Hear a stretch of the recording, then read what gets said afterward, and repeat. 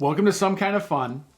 We have interviews this month with Annie Enneking and Surly Gurley, clips from Jerry Messersmith and Creeping Charlie, and many more. And we have weighing in at 215 pounds at 6 feet 1 inches tall, Paul Engbertson and Claire. Between the two of us, we might average 215 pounds. Hey, what shows did you like this month? Claire, you go first. I saw like a fantastic set from the Boot R&B at the White Squirrel. Those guys are like powerhouses, and they have just a really fun set. Also, May, who is a one-woman band, and she's just great. Like, if you get a chance, you should catch her. Where'd you see May? Also at the White Squirrel. All right. Well, the Silent Treatment also headlined that bill at the White Squirrel, and were very good. Yeah. Very good. Also humble. Yes, and I guys. saw Christy Costello put on a benefit at Palmer's for the victims of violence at Nudie Land. She played a set, and I love that whole Coma Club that Christy Orion, Monica Austin, and in their Christy formation, it's all just a little harder rock than the others, and it's just very good. Yeah, I saw, nationally, I went and saw the Chicks last night at the State Fair. Nice. And local connection, they played Dan Wilson's Not Ready to Make Nice, or Dan Wilson penned Not Ready to Make Nice. That's their hit. Yeah. And then locally, I went and saw Vile at the Pizza Luce Fest. Yeah. And then we saw Dua Soleil as well. We did not get to stick around for Morris Day. My 12-year-old petered out, literally. His name's Peter. And he went out. He'd had enough pizza at that point. Enough pizza. Yeah, exactly. Actually, he's a wing guy. So once he got his wings, he's like, why are we here still? See, strategy fail. Exactly. Strategy fail. Yeah, well, I'm a rookie. So, Nice. yeah. Up next, we got a medley of like 8 Palm Fest clips.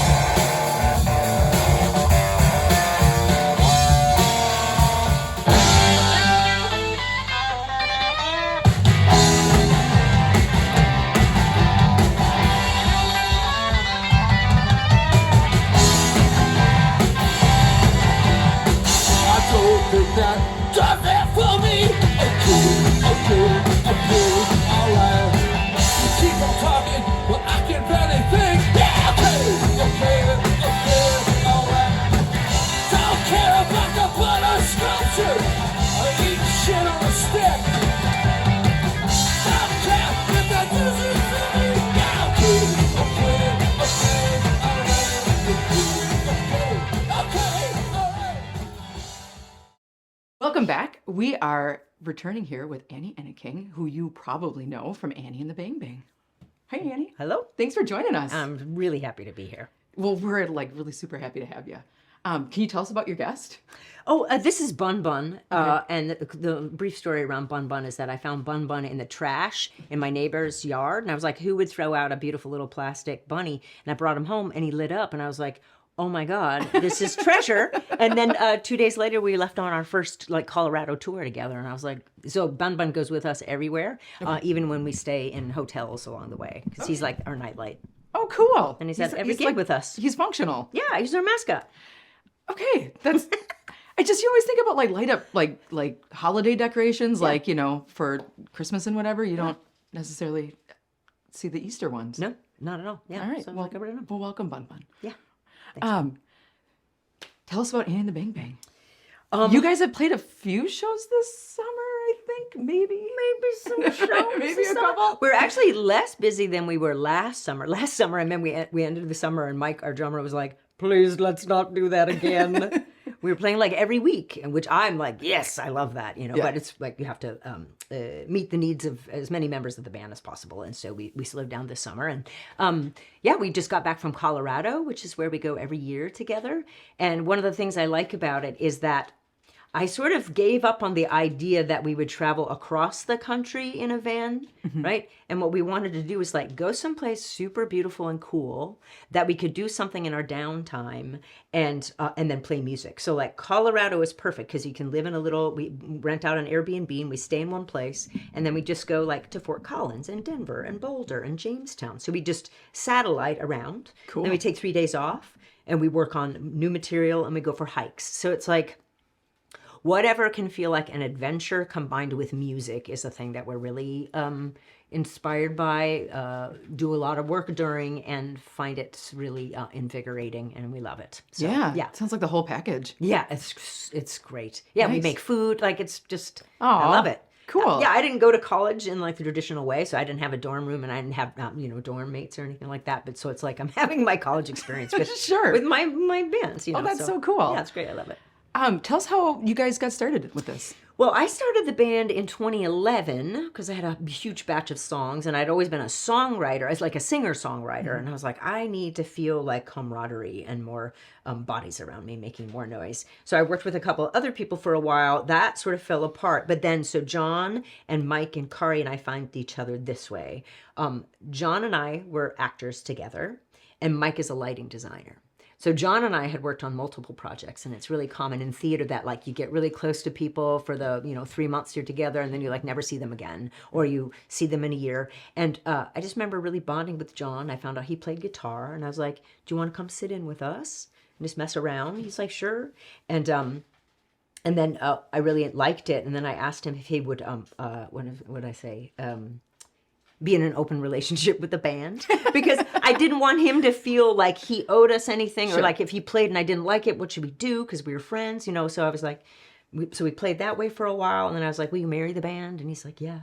And then our drummer left, and we were at a party with Mike Kittle, with whom we'd worked for a long time, and we were leaving, and we're like, "Oh man, we lost our drummer." And anyway, and then I was turned to John. I was like, "Mike's a drummer? Oh my God!" And then so we got together that way, and then Mike remembered that he knew a woman in college who played bass, and I was like, well, that seems ridiculous because college was a long time ago. It's a couple of years ago. That was a couple of years ago, and so we just invited Kari to come over and we do audition in quotes, because for me, and I think for everyone in the band, it just literally has to be like, you want to be here as much as we want you here. Yeah. You know what I mean? Yeah. So the vibe just has to be nice. And that was true for like all of us. We were like, no, I want to be able to, I want to be here, and I want to be with these people because we're going to be in a relationship. So I feel like I'm in a long-term relationship with these people with whom I get to be creative and kind of work out human dynamics. Like I'm super fascinated by being able to say, I want this, or I don't want this, or for somebody else to feel free to be like, you know what, I want this to happen. I would really love to feel like everybody, as much as possible, in all areas of my life, I want to trust that they're just doing what they want to do.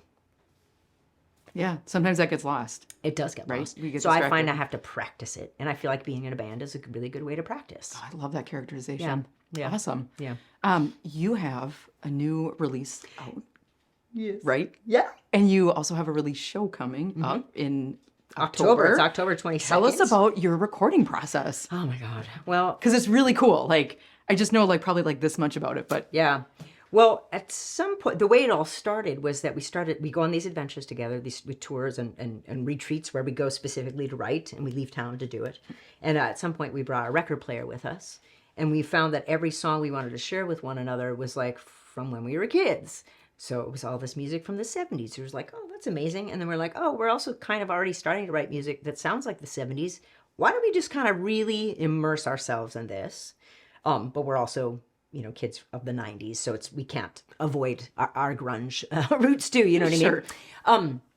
So we ended up making a double album. So we just have 22 songs, 5 of which that I think are the best songs in the album were written in a single weekend in Trompeau, Wisconsin. And anyway, long story short, like 75% of the songs come from riffs that John generated, and I'll walk around and listen to them, and I'll come up with stories and pictures and words that have meaning for me, and we all come together and craft them together. So we went into Creation Audio to work with Tom Herbers again, and he had heard the word 70s, so like we recorded to tape, and he brought in all these vintage instruments and vintage amps, and so we recorded through all of those. Oh, cool. Yeah, and we went in, I think, 2 or 3 times to lay down all the tracks. But we'll like come in on a Friday, get all the levels set. Sometimes we'll start recording on Friday. Saturday, we do all the basic tracks, and then Sunday we'll come in and do the vocals and any like guitar overdubs and things that need to happen. Okay. Yeah, so they're all just really, I feel like they're little drive-in movies that you can dance to. Oh, sure. Yeah. Or I'll be listening. I was listening to mixes of them, and I was like, "This feels like a freaking novella. And this sounds like an opera. And this sounds." They all feel like a little bit like a different genre of even of an art form. Like it's like looking at a painting or reading a book or watching a little movie. And so, where and when are you doing your release show? We're going to release the double album on October 22nd at Ice House. Turn, Turn, Turn will open, and we're so excited to play with them again. We love them. Yeah. They'll play at 5 o'clock. We'll play at 6 o'clock, and we'll probably do a good representation of both volumes of the albums. We couldn't afford to do like a gatefold album with both albums in one object, so we have 2 objects. And I used to be concerned that people would be like, well, obviously Volume 1 is the best one because it's called Volume 1. I'm like, no, that's not how it works. Like, we could release them both as separate albums and be like, these are fucking kick-ass albums. Yeah. So you had mentioned kind of like how like part of your process and how you collaborate is looking back on like where we came from, kind of developmentally, what music you were exposed to and what was meaningful. What do you think as an artist now, kind of in terms of like gender representation, like some of the differences that you see now and then like back in the day, like in the 70s, 80s, 90s? Well, I think it's... my experience of it is that I lived with the mom. My dad died. We would travel across the country, moving from place to place in a green van, and my mom only had 4 8-track tapes. So we listened to Janis Ian, Anne Murphy, America, and like early Bee Gees, and Chicago. Right? Okay. So I always grew up around like women singing. And there was Elton John too, all those kind of things, right? And for me in the Minneapolis music scene, I come from theater. So I was really busy doing theater all up until I think I quit being an actor in 2016 because it was breaking my brain. It was not a healthy place to be a person anymore for me. So I'm only coming to the scene more recently, and I feel like a lot of the bands I go to see are female fronted. A lot of the bands I go to see have people of color who are the lead singers or part of the band. So I feel like there's a great deal of diversity, but also I'm a white person, and so I can't truly speak to that idea. But like, I remember one of the first times I went to see John Clifford to get my hair cut, he was talking about Cindy Lawson, who I didn't know because I didn't know anything about music back in the day, and I was, only just really starting myself too to really take this seriously as this project. And I was like, oh man, I'll check her out. And I was like, holy shit. Like, so I feel like my experience as a music goer and as a music lover is that I've been surrounded by women my whole life, and I really look up to them and enjoy the output. Tell us a little bit about your theater background.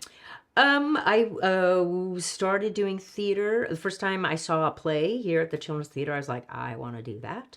So I started when I was about 14, and I was an actor there until I was about 19, and then I stopped for a while, and then was a professional dancer for a really long time, and then I got back into acting again, and I've worked all over the Twin Cities, and as a dancer was traveling across the country performing as a dancer. And then in 2016, I just had too much. It was too much. And there were several times actually in my acting career where I look back and I had to get really sick to be able to quit. Like when I was very young, and I had a lot of this responsibility on me. Like when I was about 15 or 16, I developed a hardcore eating disorder and just had to stop everything and be hospitalized. And then later when I was like 19, another thing happened and I just had like a psychic split and I had to be hospitalized, so I had to stop. And then this time around, I was like, I never see my children. And I was also getting super OCD about the rituals around preparing for performance. So I had to drive the theater on the same road. I had to listen to the same CD. I had to walk in this, I was like, you're getting sick again. You're getting sick again. Yeah. And, my husband was so helpful, and he's like, we just talked about this recently because I've been processing like how I wasn't there for my kids in a way because of the demands of theater. And he was like, what he understands now is I was just in a massive trauma loop for like 15 years. Wow. Or 10 years or whatever it was. And I'm super glad to be out of that.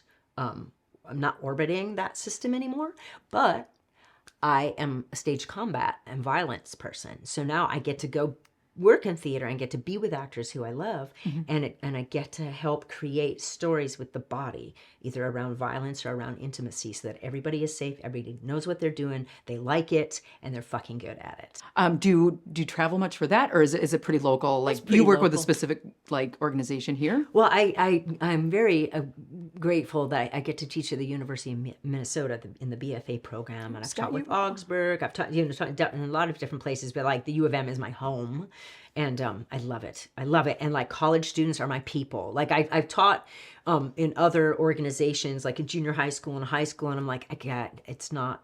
I feel like I have to change too much of who I am as a person to be in a room with people who are like, whatever. And college students are like, what the fuck's happening today? It is a total Let's cool do energy. it. Oh, I love it. I'm like, Yeah. yes. You know what I mean? Like you have to pull teeth. It's like, well, and Right. also everybody's like, yes, I would like to hold a sword, please. So I just feel like there's already like, there's the buy-in is you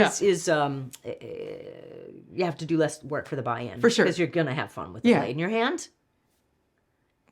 Give me It's a going to be sword. okay if it's holding a broadsword. It's Just going to be okay. be careful with the sword. It'll be okay. Yeah. What is your favorite venue outside of the Twin Cities to play? The Trumplow Hotel. Shout out Trumplow Hotel. I would say 80% of the songs were developed at the Trumplow Hotel, and fucking love them. Love them. Awesome. It's you play indoors sometimes when it's cold outside, but they have this big stage and this massive lawn, and the people who run that place, Amy and Jörg, are amazing. The community there is amazing. There's this guy named Don who lives across the street, and he comes to all the, and Eric and April and all these people. It's just they have a real community there, and we feel part of it. And every time we come, Don's like, "Welcome home," and we're like, And sometimes they have goats. "They have goats. Oh, they that's have so baby great. goats sometimes." Thank you for joining us today. Thank you so much. This was so much fun. It was super fun. Thank you. Yeah.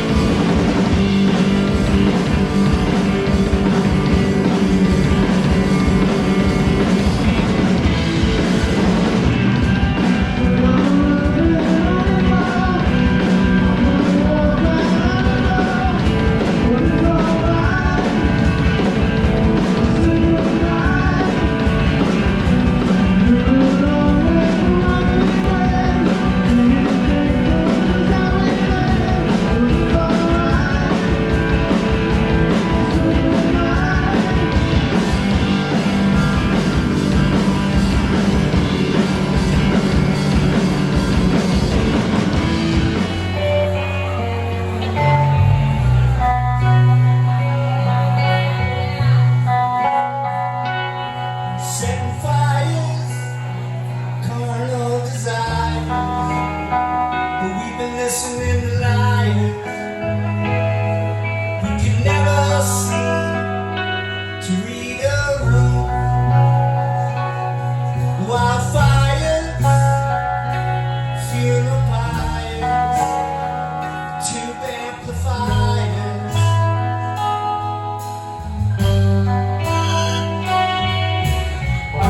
Swinging trunk with a costume. Julie and the baby's crying. He sounds like wailing siren.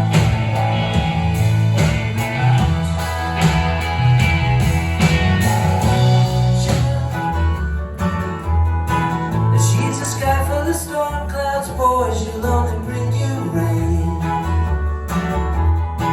But I'd pick her twice over Tuesday. 'Cause Saturday is overrated, Friday night is a drag. Sunday morning's heavy coming down. Don't be sad, 'cause Monday you're not so bad. But she spent her whole life working, and she cleans up after the weekend. And you don't hear her complaining, no, she always gets it done.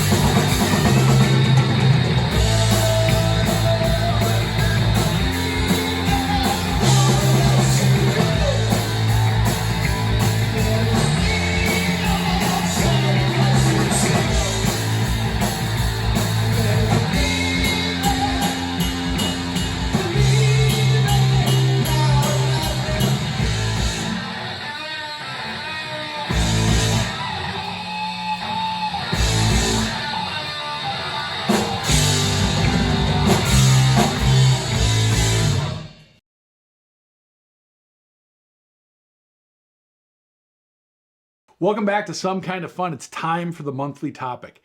The first monthly topic is women in rock and roll. So I think Paul and I will handle this one. Claire, you can. Yeah. I'll sit this one out, guys. Yeah, sorry. It's okay. kind of a It's fine. guys debate your thing. I know my place. It's fine. It's okay. No, and again, the reason this kind of appealed to me is my scene, growing up in my scene in the late 70s, in the Minneapolis punk scene, very, very, very few women involved. Now, I would say 70% of the bands that I go see are either all women or fronted by women. There's a Silent Treatment, Cindy Lawson, Christy Costello, Surly Gurley, I mean, it just goes on. And it just seems like such a revelation to me. And maybe it's just, well, Paul, you're old. Everything seems like a revelation to you. But so I thought we should talk about it. So that's kind of my thoughts on it. I'm very excited. Claire? That's exciting to me. I think, I still consider myself a relative newcomer to the music community. And so, but I know when I first started really like kind of paying attention to what was going on locally, like it, even like not that long ago, like it seemed like kind of a big old sausage fest. And so, now it feels like even in like the last maybe like 10 years, like there's been a lot of changes. There's been a lot more, gender representation in the local community. And I think it's like just fucking amazing. It so is. I'm always grateful to be able to be a part of it. And I know Pete Vile is one of your favorite bands locally. Yeah, their Loudmouth was my favorite album of like 2000, 2001. I can't remember what year it came out, but it was my favorite album of the year. I check them out every time I can see them. And then Piss Fest that they had for their cover of Territorial Pissings when they released it. They had Surly Gurley play there. That was the first time I got to see them. Just a lot of great bands. And so now we got to go to what the audience calls the good topic, and we call the audience topic. This is always death. Okay, Pete, what is our audience topic for the month? We got a great one from, and we're going to do a second take on this because I needed to pull this up. And Grant asked us to discuss an issue that I have zero things to say about because I live in the Twin Cities. What are the best venues to play outside of the Twin Cities? Claire? You know, I really enjoyed playing at No Name Bar down in Winona this summer. Like, the sound was awesome. The vibe was great. Like, it was a ton of fun. Mm-hmm. That's the bar formerly known as Ed's. Correct. That I continue to refer to as Ed's. And people look at me sideways while I'm in Ed's. I can't help it. I really like Earth Rider Brewery up in Superior. Mm-hmm. I've seen Rich Mattson and the North Stars play there a couple of times. Seen Charlie Parr there. Hoping to get up there to see Kiss the Tiger next month. So I just think it's a really fun place to experience live rock and roll. Yeah. All right. Well, like I said, I have zero comment because I don't travel. Do you have any I'm places? A homebody. You're a homebody. Okay. Do you have any places that you like outside that you're like, this is a really great venue. I'm glad I'm here. Oh, yeah, the Metro in Chicago. Okay, that's very outside. That's very outside. Yeah, cities. It is. I think it's the closest. It's like Chicago's First Avenue, except the layout's a little bit different. But at Riot Fest, I've seen a lot of great bands there. So right on. Yeah, that is one of my favorites too. Yeah. For our next set of clips, we have Pull Strings, Institutional Green, Grandma's Boyfriend, and the Flamin' O's. And then after that, we got an interview with Surly Gurley.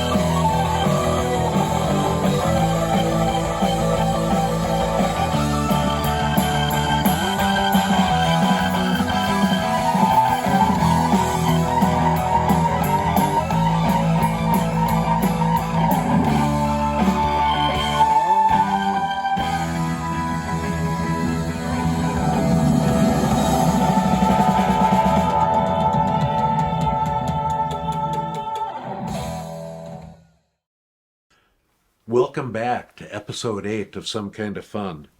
And I'm going to say right now we are going to have some kind of fun because I'm joined with a fabulous newer band in the Twin Cities, Surly Gurley. Hello, welcome.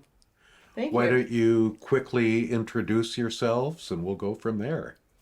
We'll start over here with Red. Hi, I'm Lou. I'm Lil Red. I play bass for Surly Gurley. Yeah. I'm Eloise, also known as Baby Dyke. I play guitar.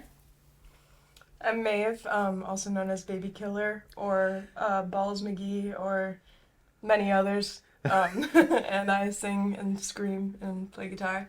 Yeah. Nice. I'm Peter, otherwise known as Princess P, and I play drums and stuff. Nice. All right. Well, I think I might have seen the two of you play your first local show. At Acadia? Well, it was the first time I saw you, I think, was the Eagles.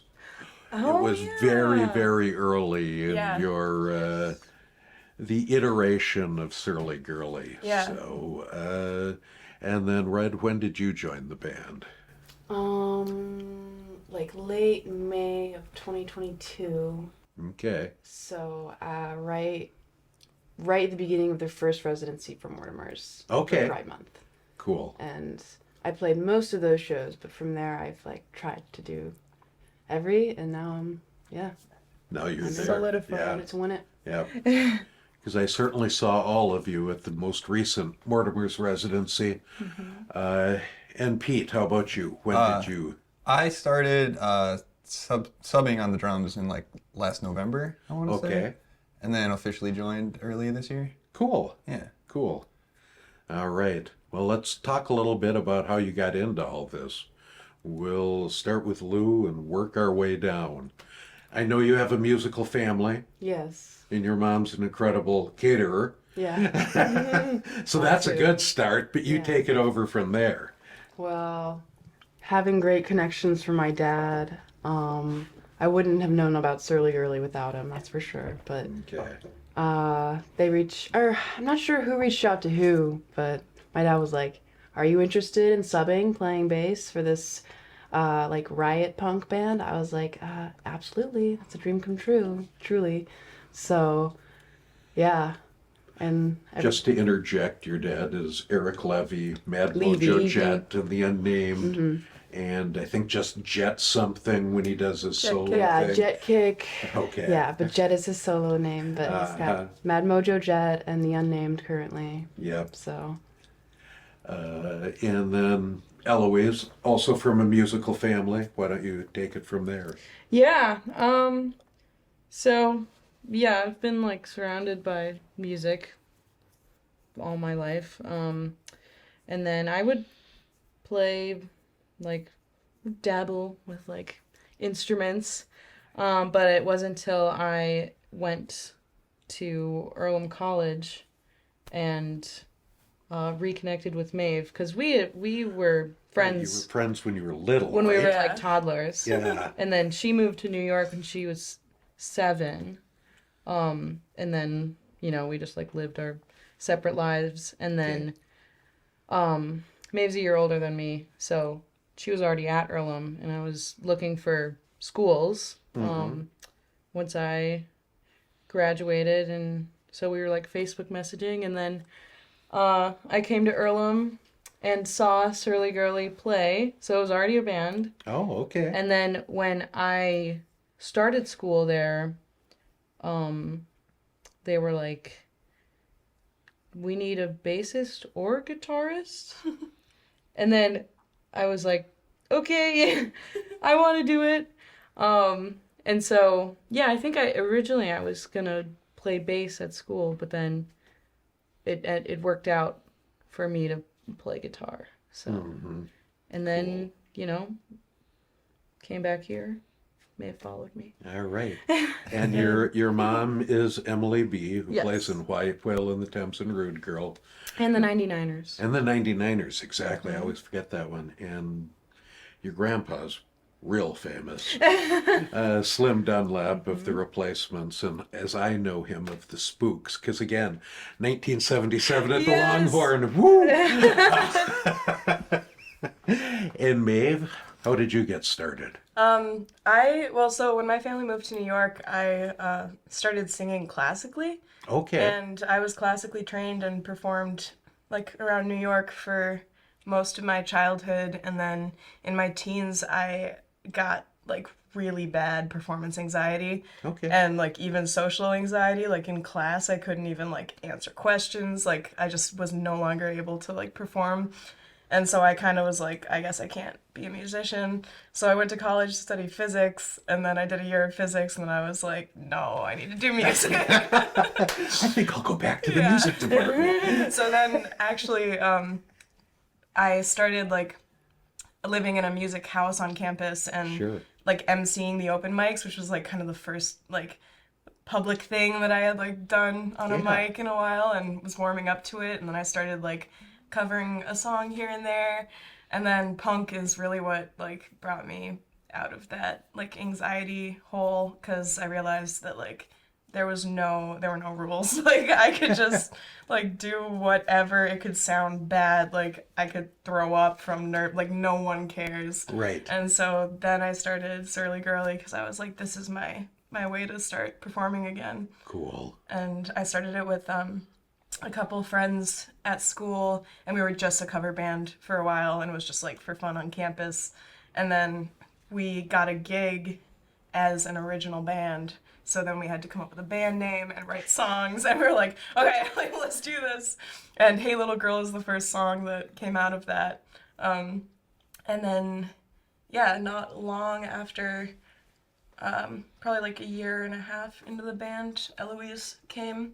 And I had been playing guitar and singing for all of it, and I liked the idea of having two guitars, or just like being able to have the option of not playing while singing and stuff. Sure. So I brought her in, and she rocked the house. Yes, she And I does. kept her. I can attest to that. Yeah. Oh, that's very cool. And your family, were they involved in your musical? They're always supportive of my Okay. music. They're both creative people, my parents. Neither of them are musicians, so I don't come Okay. from a family of musicians, but my dad is an artist and my mom's a writer. So Oh, okay. yeah. And Pete, how about you? Well, I guess for the last like 8-ish years, I've been playing in random bands around the city and Okay. playing shows. And then about, just over a year ago, I met Maeve and Eloise. And I think a couple months into knowing you, we actually jammed for the first time. And that was really fun. And then my band at the time broke up, and then they wanted someone to sub in on drums, and I was like, yeah, I'll do that. And then eventually they were like, do you want to join? I'm like, yeah. Yeah, I want to join. That's very cool. Tell me what's coming up for you. You have a show at the Entry that's on the way? Why Yes. don't you tell us about that a little bit? September 22nd, we are opening for Zand on their Sewer Star tour, Okay. and with Lucy Loon. Okay. And I gotta say, like, I'm so fucking excited. Like, I've been listening to Zand getting myself ready, and I'm already, like, a mega fan. Like, I know all the songs. I'm so ready to mosh. Nice. So, yeah, we have that coming up on the 22nd, which is cool, because every show we've played at the Entry so far, we've been opening for a band that we already, like, loved. Oh, So nice. it's just, like, every time it's a dream come true. Yeah. And then we are working on new music, because our EP came out, was it its second birthday recently? Third? No. Second. Okay, our EP came out 2 years ago, and our album came out Like almost a year 2 and a years ago. half. Yeah. Yeah. Okay. And that whole time we were mostly playing like in the Midwest, or I guess we're in the Midwest, in like Indiana where we went to school. Yep.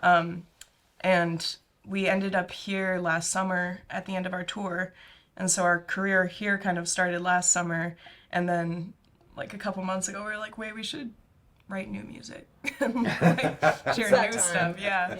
We were starting to like get tired of our songs. And also, when then Eloise and I like went out of town for a couple days to like try to write some stuff. And we're kind of thought we might just like goof around the whole time, and we ended up like coming out with like 5 demos and like ideas Nice. for a bunch of other songs, and it was like way more productive than we thought. So we were like, okay, it's time to write. Like we were feeling it, you know.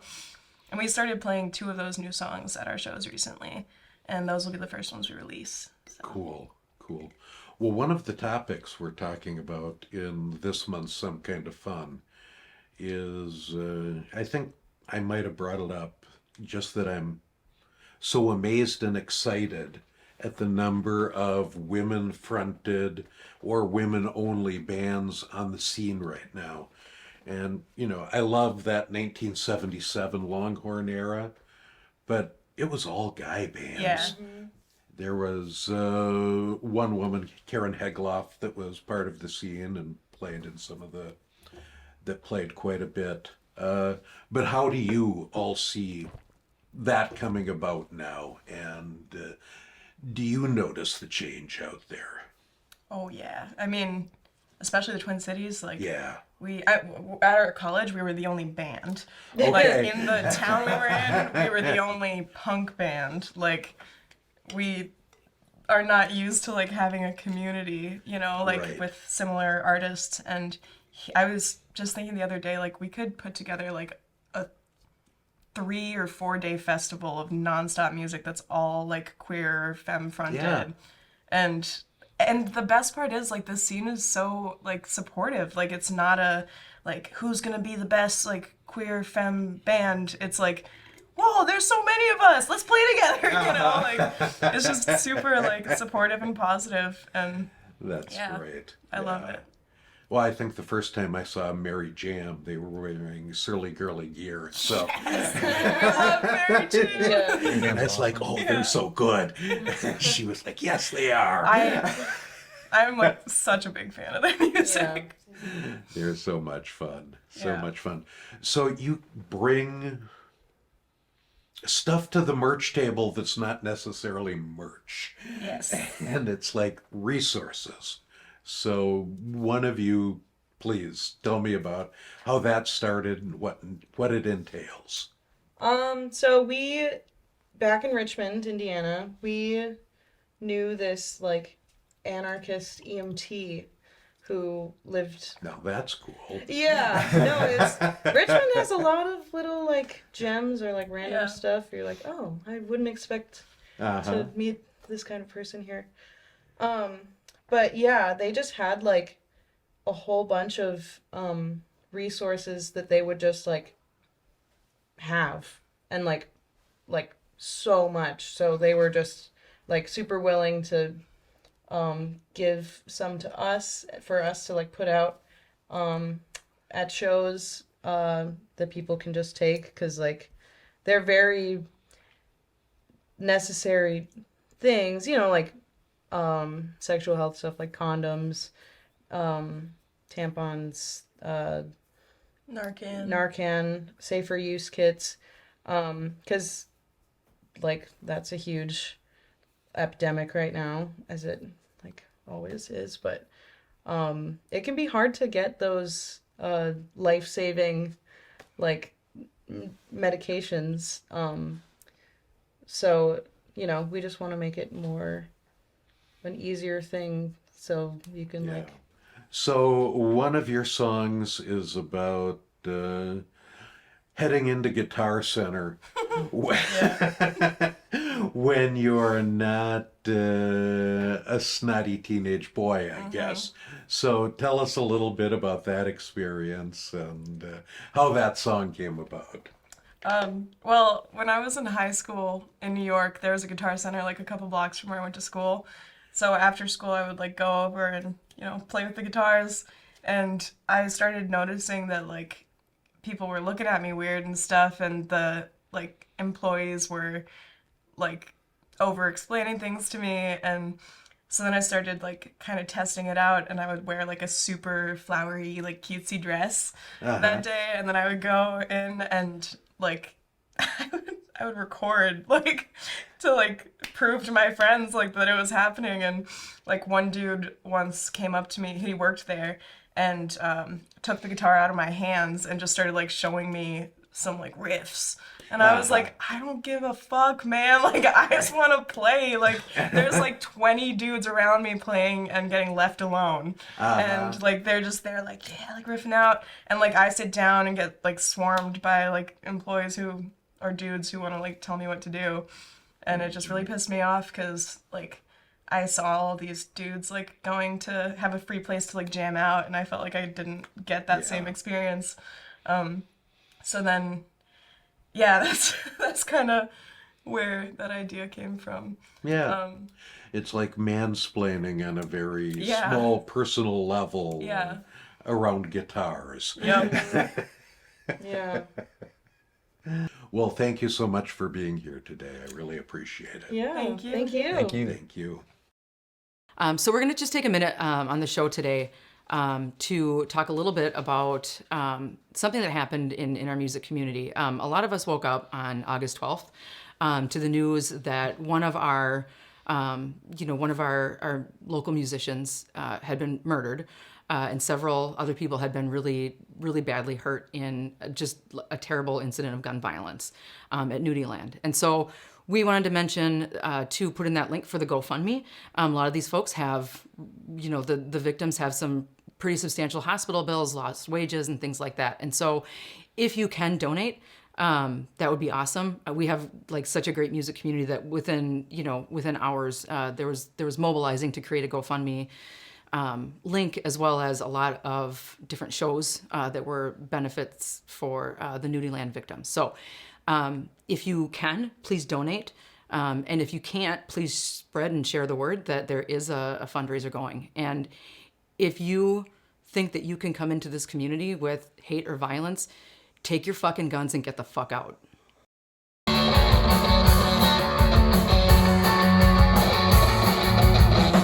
just like me, and I hate you for it. The air I breathe is full of pollutants as I speak into the cold that's too cold to cope with. You're just like me, and I hate you for it.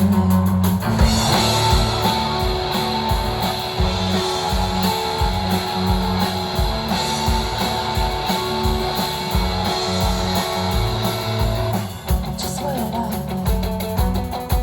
Capricorn, I built it to see, and burn it just to feel it as I bleed into the virus.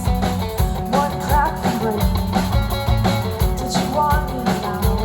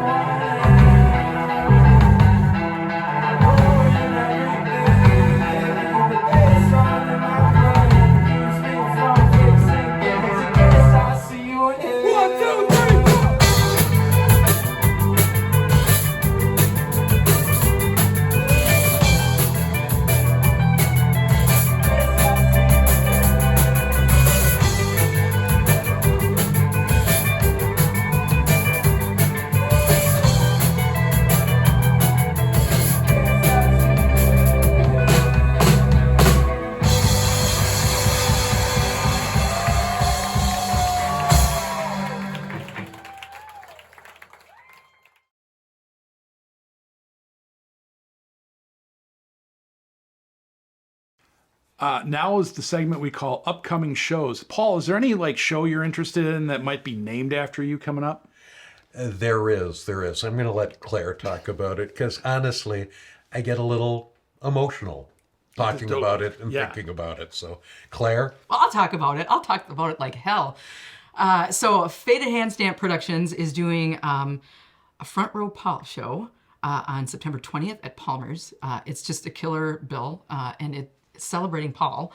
So hydrate, do your calisthenics, and get right into it. And remember, nobody gets in front of Front Row Paul. Thank you, Claire. I appreciate it. We appreciate you, Paul. Thank you. If you go to one show next month, it better be Front Row Paul Fest. Thank you. But wait, there's more. Wait, there is more. You can go to another show. I don't You care. could go to another show. Nobody's going to tell you not to go to a show.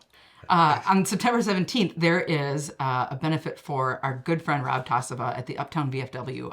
Rob's had some health stuff going on, and so it's going to be just a great bill and for a really great cause. And so Goo Mucks are playing, and Fret Rattles are playing, and there will be some other special guests who get added to that as well. So you should come.